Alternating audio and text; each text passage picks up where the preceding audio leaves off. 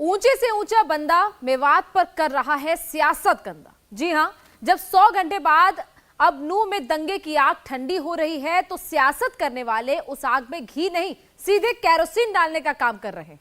मुस्लिम सियासत के सरमाएदार मेवात की चिट्ठी मुंबई में घुमा रहे हैं। देवबंद और मुरादाबाद से मैसेज हैदराबाद तक भेजे जा रहे हैं। कुछ ऐसा ही गेम 2013 में यूपी के मुजफ्फरनगर और कैराना में खेलने की कोशिश हुई थी, मगर दाव उल्टा पड़ा था।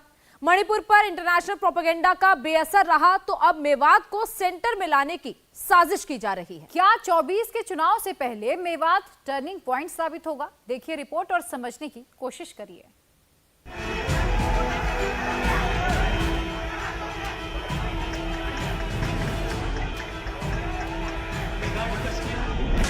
ये मणिपुर की नहीं, हरियाणा के मेवात की आग है। मेवात की आग मणिपुर पर भारी पड़ रही है। मेवात की हिंसा की गूंज दूर तक सुनी जा रही है। 2024 से पहले नूह की सियासी नाव पर सो कॉल्ड सेकुलर सियासत सवार होने को तैयार है। हिंसा की यह सियासत 80% बनाम 20% की है। इस सियासत का पैटर्न 100 साल से ज्यादा पुराना है। 2014 से पहले यूपी में मुजफ्फरनगर हुआ था। 2014 से पहले कैराना की गूंज सुनी जा रही थी। 2024 से पहले मेवात के नूह की चीख गूंज रही है। मेवात के हिंसा की गूंज 100% सियासी है। जो नूह में हुआ वो अनायास नहीं हुआ। पैटर्न बता रहा है कि साजिश के तहत हुआ। अब इसे दूसरे सूबों में एम्पलीफाई करने की, स्केल अप करने की कवायद जारी है। विडंबना देखिए, अब कल्प्रिट ही विक्टिम बन रहे हैं। जलाभिषेक यात्रा के दौरान 4 हिंदू और 2 मुसलमान मौत के घाट उतार दिए गए, मगर हिंसा के जिम्मेदार ही अब खुद को शिकार बता रहे हैं। मुस्लिम वोटों के सरमाएदार जहां हैं वहां वो नूह और मेवात की रट लगाए हुए हैं। मेवात के इस पूरे वेबनेट को समझिए। Nuh to Mumbai, Abu Azmi Samajwadi Party. Nuh to Hyderabad, Asaduddin Owaisi All India Majlis Ittehadul Muslimeen. Nuh to Moradabad, ST Hasan Samajwadi Party. Nuh to Sambhal, Shafiqur Rahman Barq Samajwadi Party. Nuh to Patna, Rashtriya Janata Dal. Nuh to Deoband, Jamiat Ulemae Hind. अब तक संसद में मणिपुर पर हंगामा मचा था। इंडिया अलायंस खेमा अविश्वास प्रस्ताव ले आया। पीएम मोदी से बयान देने की मांग हो रही थी, मगर अब इंडिया अलायंस की अगुवा कांग्रेस मणिपुर के पैरेलल मेवात खड़ा कर रही है। हिंसा की सियासी साजिश का पोस्ट ट्रुथ गढ़ रही है। लोकसभा में कांग्रेस के नेता संसदीय दल अधीर रंजन चौधरी ने दिल्ली सेवा विधेयक की बहस में कैसे मेवात की हिंसा घुसाई, हमारे कहने की बजाय खुद सुनिए, फैसला करिए। सर, एक ही बात कहना चाहते हैं कि मान्यवर इधर उधर की बात ना कर, बता कफिला कैसे लूटा। मैं ये कहना चाहते हैं आपको जब जरूरत पड़ते हैं तब नेहरू जी को सहारा लेने पड़ते। आप अगर नेहरू जी को सहारा बराबर लेते रहते तो आज हिंदुस्तान में ये मणिपुर हरियाणा हमें देखने को नहीं होते। ये आप मान के चलिए। मेवात हरियाणा में है। हरियाणा में बीजेपी की सरकार है, इसलिए नूह की हिंसा के बाद कांग्रेस रॉयट और रोटी का नैरेटिव भी ले आई है। मगर दिल्ली तक मत ठहरिए, आइए महाराष्ट्र चलते हैं। महाराष्ट्र विधानसभा में बहस औरंगजेब पर हो रही थी। विधानसभा के भीतर समाजवादी पार्टी के विधायक अबू आजमी कितने इमोशनल हो रहे थे, जरा देखिए। अध्यक्ष महोदय, कुछ मुस्लिम लड़कों ने स्टेटस लगाया औरंगजेब रहमतुल्लाह अलैह, ठीक है, आपने उस पर केस किया। मैं पूछना चाहता हूं, उसके बाद डॉक्टर प्रकाश अंबेडकर गए उनकी कब्रिस्तान पर, फूल चढ़ाया और कहा किसी में दम है तो मुझ पे केस करके दिखाओ। क्या इस देश में 2 किस्म का कानून चलता है? अगर किसी ने स्टेटस लगाया तो उस पर केस कर दिया गया, और एक आदमी चैलेंज कर रहा है, आप उसको कुछ नहीं बोल रहे हो। ट्रेन में जो हादसा हुआ ना सर, इसी वजह से हुआ है। ये जो नफरत फैलाई जा रही है 24 घंटे एक ही काम है इस कि किसी तरह से मुसलमानों को हिंदू भाइयों में बदनाम करो, ये चीज लाओ, ये लाते हैं ये चीजें। अध्यक्ष महोदय पूरे देश में अध्यक्ष महोदय हालत ये हो गई है कि अब किसी को बुर्का पहन के दाढ़ी रखकर ट्रेन में सफर करने का भी दिल नहीं हो रहा है कि कब कौन किसको मार देगा। अध्यक्ष महोदय मेरी कौम चिल्ला रही है, कोई मदद करने को तैयार नहीं है, कोई गलती नहीं है, ये गद्दार बोलते हैं मुझे, जो गद्दार खुश है। नाथूराम गोडसे की फोटो लगाई जा सकती है, गांधी जी के कातिल का प्रचार किया जा सकता है। अध्यक्ष महोदय ये सब जानबूझ करके, अध्यक्ष महोदय ये सब जानबूझकर किया जा रहा है, ये लोग देश का माहौल खराब कर रहे हैं। मगर विधानसभा के बाहर आते ही उन्हें औरंगजेब के आगे मेवात और नूह की हिंसा याद आने लगी। जाहिर है आजमी का सियासी निशाना बीजेपी ही है। साहब जिस तरह से नूह में हिंसा हुई है उसके बाद वहाँ की सरकार कह रही है, मुख्यमंत्री कह रहे हैं कि बाहर से लोग लाए गए थे, तमाम जो है अलग अलग घटनाएं हो रही है देश भर में। देखिए ऐसा है कि जब कोई जुलूस निकल रहा है, धार्मिक जुलूस, उसमें तलवारें, बंदूकें, उसमें चाकू लेके जाने की जरूरत क्या है। और ये कहना कि भाई हम आ रहे हैं, तुम्हारा जीजा आ रहा है, तुम फूल की माला तैयार रखना, और जिसने मुसलमानों का कत्लेआम किया हुआ है, जो जबरदस्ती जो है गौ रक्षक के नाम पर बंदूक लेकर के पूरे इलाके में सबको दहलाता है, लोगों को मारता है, ऐसा आदमी जाएगा तो मैं समझता हूं कि लोगों के अंदर एक जो है गुस्सा भड़केगा। सरकार को इन चीजों पे कहीं न कहीं रोक लगाना चाहिए। हैदराबाद वाले ओवैसी भाईजान तो सबकी लेफ्ट राइट किए पड़े हैं। इस वक्त मुस्लिम हितों के सबसे बड़े चैंपियन वही हैं। ओवैसी को हरियाणा की बीजेपी सरकार से कोई उम्मीद नहीं। वो राजस्थान के सीएम अशोक गहलोत से पूछते हैं। जुनैद नासिर का कत्ल फरवरी में हुआ था। अगर खट्टर सरकार आपका सहयोग नहीं कर रही थी तो तब से लेकर अब तक आपकी सरकार ने क्या कदम उठाए? आपकी सरकार आर्टिकल 131 के तहत हरियाणा सरकार के खिलाफ सुप्रीम कोर्ट क्यों नहीं गई? असदुद्दीन ओवैसी अशोक गहलोत की उस सफाई पर बरस रहे थे जिसमें गहलोत ने कहा था कि हरियाणा सरकार ने नासिर जुनैद हत्याकांड के आरोपियों को पकड़ने में मदद नहीं की। मेवात की वारदात पर तो वो अपना माइनॉरिटी कार्ड पहले ही खेल चुके हैं।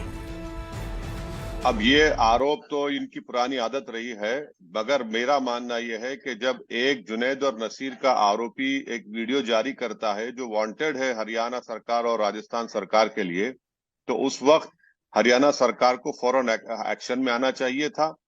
और जो भी हिंसा कल हुई है उसकी जिम्मेदारी हरियाणा सरकार की नाकामी, बीजेपी सरकार की नाकामी है। और हम देख रहे हैं कि अफसोसनाक बात यह है कि 2 होमगार्ड का भी मर्डर हुआ है, उनकी मौत हुई है। और एक सेक्टर 57 के अंजुमन मस्जिद के इमाम जनाब साद साहब की भी मौत हुई है, जो सीतामढ़ी बिहार से आकर यहाँ पर इमामत कर रहे थे। तो ये सरासर नाकामी है बीजेपी सरकार की। इनके पास इंटेलिजेंस रिपोर्ट थी, मगर हमको ये भी देखना है कि जो सो कॉल्ड गौ रक्षक को हरियाणा सरकार ने हथियार रखने का लाइसेंस दिया और उनको इतना बढ़ावा दिया पिछले 3-4 साल में, और उसका नतीजा ये देख रहे हैं कि ये एक ज्यादा रेडिकलाइज और एक्सट्रीम हो चुके हैं।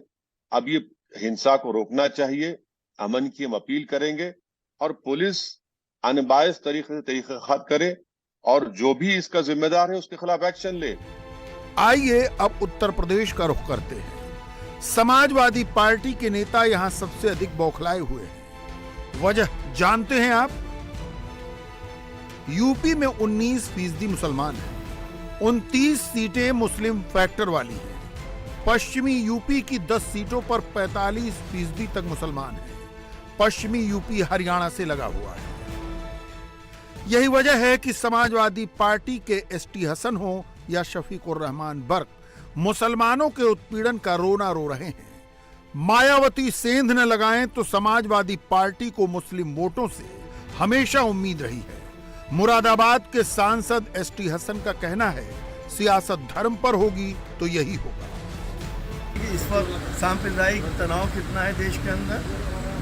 हम सब लोगों को जनता ये मैसेज दे रही है कि सांप्रदायिक राजनीति बंद करो। जब तक ये सांप्रदायिक राजनीति होती रहेगी, जब तक आप ऐसे ही देखेंगे, चाहे वो मणिपुर हो, चाहे यहाँ पर हो, और चाहे कोई कहीं और, खुदा न करे। सोचने की बात है, आखिर क्यों हुआ? 4 साल में तो हुआ नहीं था।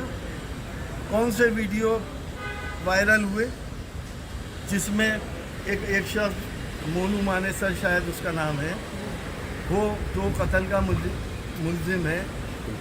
उसने क्या कहा, लोग क्यों इश्तिहाल में आए, कैसे उसने 2 लोगों को जिंदा जलाया था। तो सरकार को चाहिए कि सख्त कदम उठाए उसके खिलाफ भी और हंगामा करने वालों के खिलाफ। और मेरा ये मानना है कि हिंदू मुसलमान इस देश के अंदर एक ठहरे हुए पानी की तरह है। आप लाठी मारोगे, हलचल होगी, लेकिन ये फिर मिल जाएगा। जबकि संभल के सांसद शफीकुर रहमान बर्क का कहना था कि नूह की हिंसा बीजेपी सरकार की नाकामी है। मामला मुस्लिम बहुल मेवात का था तो जमीयत उलेमा हिंद ने महासचिव मौलाना हकीमुद्दीन कासमी की अगुवाई में एक डेलीगेशन भेजा। इस टीम ने केवल मुस्लिम बहुल इलाकों का दौरा किया। जमीयत के मुखिया असद मदनी ने हरियाणा के सीएम मनोहर लाल खट्टर को चिट्ठी लिखी। मदनी ने इस चिट्ठी में लिखा, जमीयत उलमा हिंद सरकार की इस आपराधिक चुप्पी पर गहरा दुख और चिंता प्रकट करती है। वो देश के महान इतिहास को राजनीतिक स्वार्थों के लिए बलि चढ़ाने के किसी भी प्रयास को कभी स्वीकार नहीं करेगी। जमीयत ने गुरुग्राम में मारे गए मौलाना हाफिज मोहम्मद साद की लाश को उनके घर सीतामढ़ी भिजवाया। ये तो बात जमीयत उलमा जो मेवात की है वो मुझको इत्तला दे रही थी कि यहाँ रैली निकालने के लिए वो किसी आदमी का नाम ले रहे थे कि जिसने 2 बच्चों को आग में जलाया भी है। और मनु मानेसर, जी हाँ, मनु मानेसर, वो आ रहा है, अपनी पूरी पार्टी के साथ आ रहा है। ये गोया के फसाद भड़काने की एक चीज़ है। इस फसाद को भड़काते हुए और ये ऐलान करते हुए पुलिस या गवर्नमेंट या फौज या जो वहाँ की बॉडी है और जो लोग वहाँ के निज़ाम को अपने हाथ में लिए हुए हैं, उन्हें 10 मरतबा सोचना चाहिए था कि उसकी इजाज़त दें या न दें। उन्होंने इजाज़त दी उसकी। मैं समझता हूँ कि वो सबसे बड़े मुजरिम हैं कि उन्होंने इजाज़त दी। क्यों? अमन और अमान का जो भंग हुआ है वो उनकी इजाज़त के बाद हुआ है। अगर ये बात न होती, और अब ख़तरात हैं, कितनी गाड़ियों को उन्होंने आग लगा दी है और लोग फंसे हुए हैं उसके अंदर। मुझसे किसी कहने वाले ने कहा कि वो ये कह भी रहे हैं उनके टेलीफोन कि हमें बचाओ। तो ये सूरत हाल जो बर्बादी की आ रही है, ये सूरत हाल सिर्फ इसलिए है कि एडमिनिस्ट्रेशन ने इजाज़त कैसे दे दी, और अगर दी है तो मुजरिम एडमिनिस्ट्रेशन है, अगर गवर्नमेंट ने इजाज़त दी है तो गवर्नमेंट मुजरिम है। मैं ये कहता हूँ कि शांति रहनी चाहिए, हद से आगे नहीं बढ़ना चाहिए। मुल्क के अंदर अमन और शांति का पैगाम देना जमीयत उलमा का हमेशा से काम रहा है। लेकिन मैं ये कहता हूँ कि गवर्नमेंट को एक्शन लेना चाहिए कि उन लोगों ने इजाज़त दी क्यों, जिन्होंने इजाज़त दी है उनको कटहरे में खड़ा किया जाए। मगर चूंकि मामला बिहार के इमाम का था और जैसे यूपी में समाजवादी पार्टी को यादव के साथ मुस्लिम का फेविकोल वाला जोड़ तैयार करना है, बिहार में आरजेडी को भी इसी का सहारा है। इमाम साद बिहार के निकले तो आरजेडी को तंज करना ही था। लिहाजा बिहार आरजेडी ने अपने आधिकारिक हैंडल से लिखा, हरियाणा के मुख्यमंत्री बता रहे हैं कि सबको सुरक्षा देना उनकी पुलिस के बस की बात नहीं। मतलब मनोहर लाल खट्टर जी और उनके परिवार को सुरक्षा देना ही बस हरियाणा पुलिस के बस का है। बाकी लोग अपनी सुरक्षा खुद कर लें, दंगे कर लें या दंगों में मर लें। दो टूक बात यह कि मणिपुर का मामला अब बैक बर्नर पर है। हिंदी हार्टलैंड में मैतेई और कुकी वोटों पर ध्रुवीकरण नहीं होगा। देश की बस 2.5% आबादी ही ईसाई है। लिहाजा मणिपुर से ज्यादा मुस्लिम वोटों के सरमाएदार मेवात पर मुखर है। यह मामला खींचेगा भी लंबा, क्योंकि यूपी ही नहीं बंगाल और असम भी बड़े मुस्लिम वोट बैंक वाले सूबे हैं। क्या मुस्लिम समाज को डराया जा रहा है? समाजवादी पार्टी के विधायक अबू आजमी जन आक्रोश रैली में बोलते हुए भावुक हो गए। आजमी ने कहा, मुसलमान ट्रेन में दाढ़ी रखकर जाने से डरता है, आज टोपी पहनकर मुसलमान सड़क पर चलने से डरता है, और मैं बुर्का पहनने वाली अपनी बीवी को बाजार भेजने से डरता हूं। सुनिए अबू आजमी ने क्या कहा। कल मेरी बीवी बाजार जा रही थी, खुदा की कसम, मैंने कहा मत जा, तू बुर्का पहनती है, तू अबू आसिम की बीवी है, नहीं मालूम कब क्या हो जाएगा। आज ट्रेन में दाढ़ी रखकर मुसलमान जाने से डरता है, आज टोपी पहनकर मुसलमान सड़क पर चलने से डरता है। जिस मुल्क के लिए हमने सब कुछ किया, उस मुल्क में आज ये फिरका परस्त आकर के गद्दी पर बैठ करके मुसलमानों को तबाह और बर्बाद करने का जो ये प्रोग्राम बना रहे हैं, ये हम हरगिज़ बर्दाश्त नहीं कर सकते। हद हो चुकी है अब। इंडिया टीवी हर वक्त हर जगह डाउनलोड करने के लिए सर्च करें India TV news Google play store या ऐप स्टोर पर।